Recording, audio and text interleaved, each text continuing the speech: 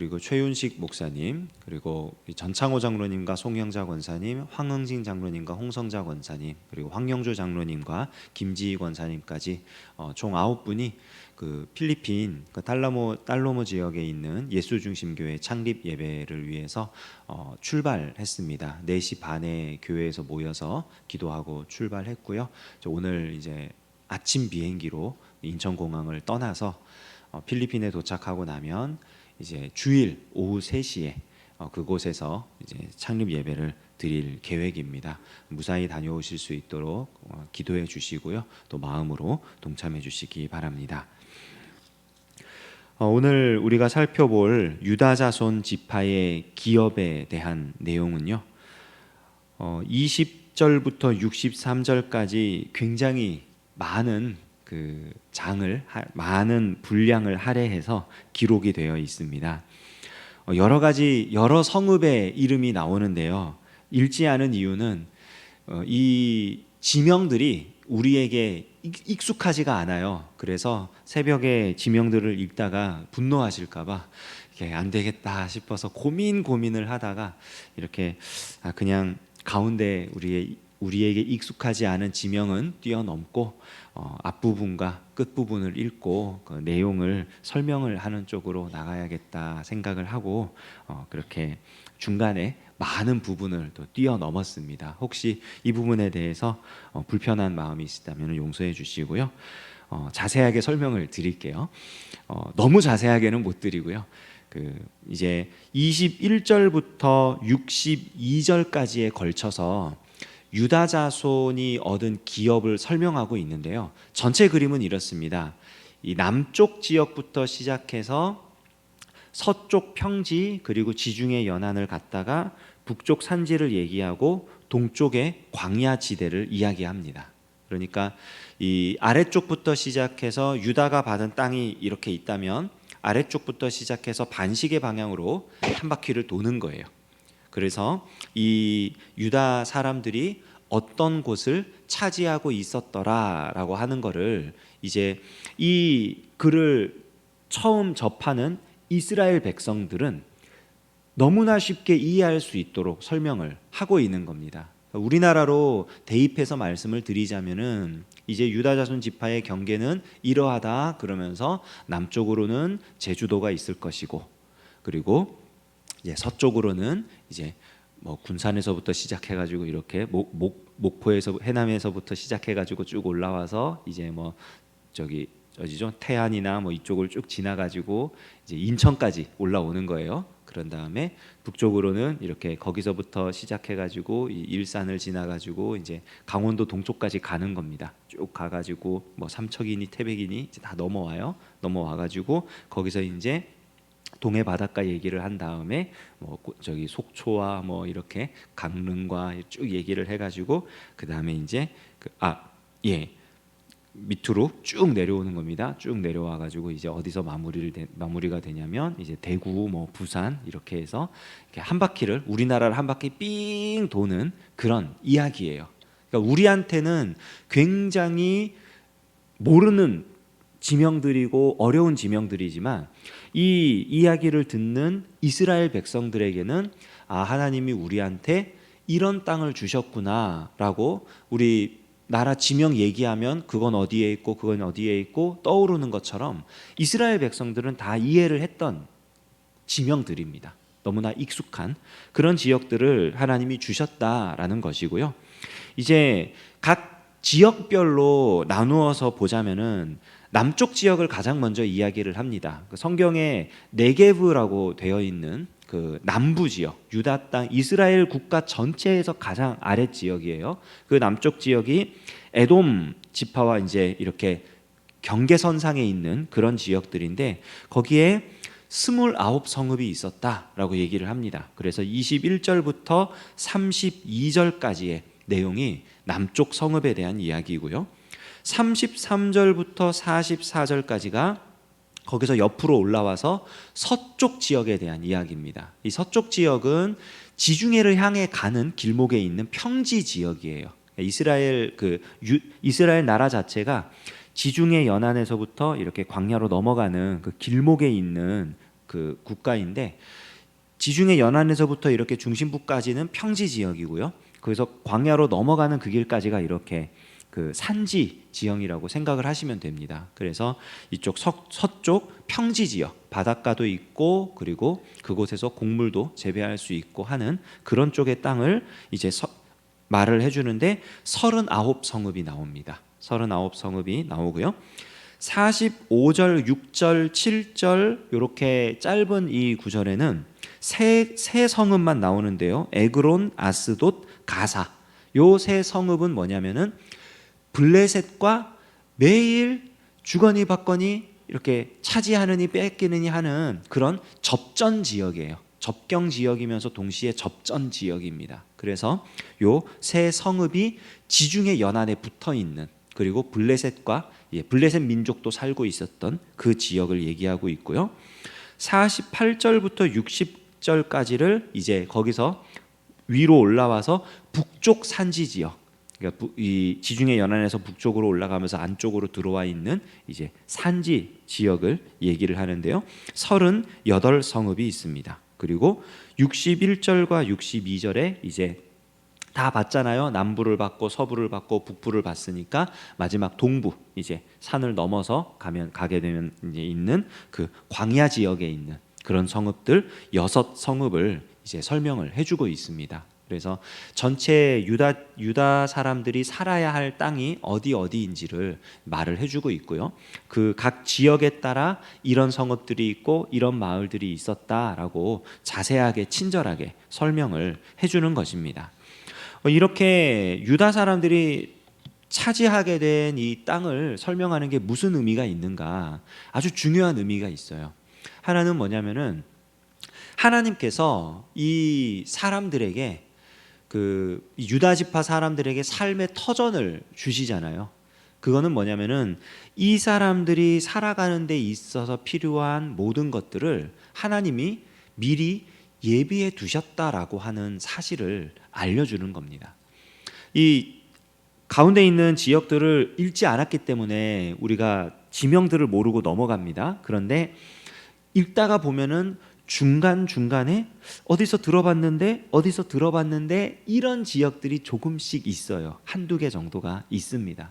그 지역들은 보면은 대부분 뭐냐면은 이 유다 지파에서 나온 아주 훌륭한 이스라엘의 성군이라고 불리는 다윗이 활동했던 지역들이에요.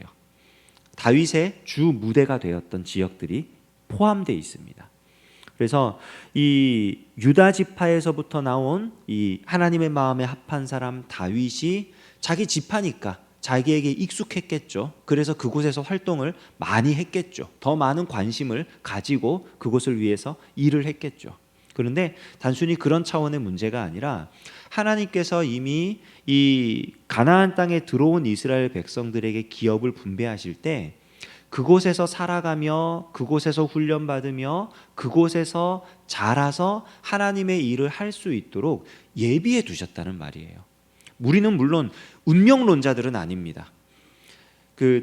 이제 뭐 인도 사람들이나 무슬림들이나 이런 사람들 보면은 신의 뜻이다 이러면서 그냥 자기 원하는 대로 하고 어떻게 돼도 다 괜찮아. 왜냐하면 결국 이렇게 된 게 신의 뜻이었을 거야. 이러면서 운명론자들의 그런 주장들이 있거든요. 우리는 운명론자들이 하는 얘기를 하는 게 아니에요. 하나님이 우리가 살아가도록 터전을 마련해 주시고 우리를 위해 예비해 두신 것이 있다. 이거는 그냥 하나님이 다 계획해 놓고 하나님의 작정 안에 모든 것이 이루어지기 때문에 그냥 모든 것은 다 하나님 뜻대로 되니까 나는 마음대로 살아도 된다. 그런 얘기가 아니고 말 그대로 하나님이 우리를 위해 예비해 두신 선물이에요. 은혜예요. 그 안에서 하나님의 마음에 합하게 하나님의 뜻을 이루며 살아가는 건 우리의 소명입니다. 하나님이 우리에게 맡기신 거예요. 이거는 하나님이 세상을 만드실 때부터 우리한테 보여주신 질서입니다. 세상을 창조할 때를 보세요. 창세기를 보면 하나님이 빛을 만드시고 쭉 만드시는데 가장 마지막에 사람을 만드셔요. 생각을 해보십시오. 사람을 만약에 가장 먼저 만드셨다면 만들자마자 사람은 죽어요. 살 수 있는 공간이 없습니다. 어떻게 살아야 될지를 몰라요. 먹을 것도 없고요. 어떻게 해야 될지를 모릅니다. 그러나 하나님께서 사람이 살아가기에 필요한 모든 것들을 먼저 만드시고 터전을 닦으신 다음에 거기서 사람을 만드시고 살게 하셨죠. 근데 어떻게 살게 하십니까? 이 땅을 정복해라, 다스려라, 이 땅을 돌보아 주어라. 내가 이 세상을 만든 것처럼, 너희가 이 세상의 주인인 것처럼 이 세상을 돌보며 살아가라. 그들에게 주어진 삶은 하나님의 뜻을 이루어가면서 살아갈 삶이었어요. 처음부터 주어진 삶이 그런 거였습니다. 하나님이 우리를 위해서 반드시 살아갈 삶의 터전과 우리가 이 세상에 살아가는 데 있어서 필요한 모든 것들 허락하십니다.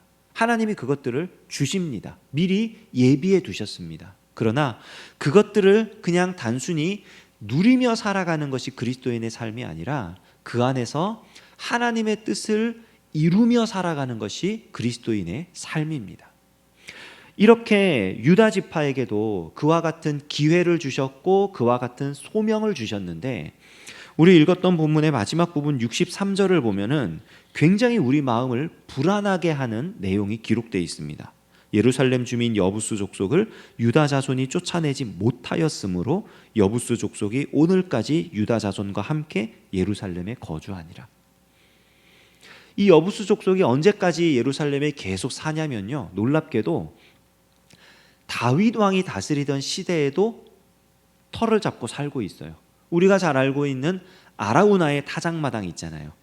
다윗의 마지막 시험이었고, 그리고 그로 인해 그곳에 성전이 지어진 터를 마련할 수 있었지만, 보면은 아라우나의 타작마당에 다윗이 찾아가는데 그 아라우나가 어떤 사람이냐면 여부수 사람입니다. 이때 아직 점령하지 못한, 쫓아내지 못한 그런 민족들이 그때까지도 계속 살고 있는 거예요.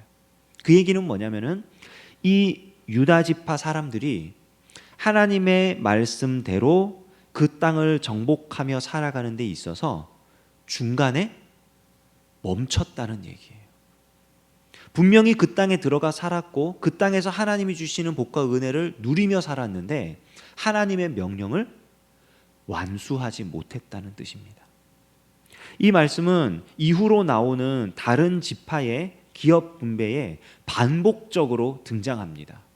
그리고 여호수아서가 끝나고 사사기가 시작될 때 사사기 1장에까지 연결되어 나오면서 이곳에 남아있던 이방 민족들이 이스라엘 사람들을 하나님의 말씀으로부터 급격하게 떠나게 만들었다는 빌미를 제공했다는 사실을 우리에게 알려줍니다. 하나님의 약속이 불완전했던 것이 아니라 그 약속을 받아서 그 약속을 성취하며 살아가야 할 이스라엘 민족이 불완전했던 거예요. 그리고 그 모습을 가장 앞서서, 분명히 우리가 어제 그저께 살펴봤을 때 우리는 훌륭한 믿음의 사람 갈렙을 보았고 그의 믿음을 이어받은 후손들을 보았습니다. 그럼에도 불구하고 여전히 그 안에 불완전한 믿음의 소유자들이 있었고 하나님이 명령하신 그 기업을 온전히 성취해내지 못한 사실을 확인할 수 있는 거예요. 이 땅에서의 삶은 불완전합니다. 어쩔 수 없습니다. 그러나 그렇다고 해서 우리가 하나님의 말씀대로 살아가는 것을 어느 정도 선에서 타협하면 안 됩니다. 어느 정도 선에서 타협하게 되는 순간 우리는 유혹에 걸려 넘어지고 뒤로 물러나게 되어 있어요. 여기서 남겨놓았던 이 사람들, 각 지파별로 한 지역 또는 두 지역, 정말 조그마한 이런 사람들을 남겨놓았는데 그 사람들이 나중에 어떻게 되느냐? 창성하고 아주 힘을 얻어가지고 이스라엘을 지배하는 그런 세력이 되어버려요. 그게 사사시대의 역사입니다. 그들이 후한을 남겨두어서 그들이 복수해서 그런 게 아니라 이스라엘 민족이 온전한 믿음으로 살지 못해서 심판을 받는 거예요. 너무나 가슴 아픈 일입니다. 어느 정도 선까지 이루었으니까 나는 이 정도 선에서 멈춰야지. 이만큼 살았으면 됐어. 나는 충분히 믿음의 싸움을 싸워왔어. 아닙니다. 우리가 이 땅을 떠나는 날까지, 하나님의 나라가 이곳에 온전히 임하게 될 때까지 우리는 싸우는 사람들입니다. 비록 그것이 완전한 정복의 모양으로 나타나지 않는다 할지라도 우리의 중심에서는 절대로 물러나는 신앙을 가져서는 안 됩니다. 싸움의 모양이 바뀔 수는 있습니다. 그러나 절대로 싸움을 멈춰서는 안 됩니다. 오늘 하루 우리가 이 말씀을 기억하며 살아갈 때에 하나님께서 우리에게 베풀어 주기로 약속하신, 준비해 놓으신 기업을 은혜로 받아 누리는 하루가 되기를 원합니다. 하나님이 정말 세심하게 배려해 놓으신 그 놀라운 선물들을 경험하는 하루가 되기를 원하고, 그 선물들을 받아 누릴 때에 우리가 온전한 믿음으로 우리가 지금 살고 있는 바로 이 순간 이곳에서 하나님의 나라를 위하여 하나님의 말씀을 지키며 살아가는 저와 여러분 되시기를 주님의 이름으로 축원합니다. 기도하겠습니다. 하나님 아버지, 감사합니다. 하나님, 우리를 사랑하셔서 오늘 아침에도 깨워주시고 우리에게 귀한 말씀 가지고 기도하며 하루를 살게 하시니 참으로 감사드립니다. 하나님, 이 하루를 붙들어 주셔서 하나님께서 우리를 위해 예배해 놓으신 가장 좋은 것을 받아 누리는 하루가 되게 하시며 믿음의 전선에서 뒤로 물러나지 않는 믿음의 승리를 경험하는 하루가 되도록 역사하여 주시옵소서. 예수님의 이름으로 기도합니다. 아멘.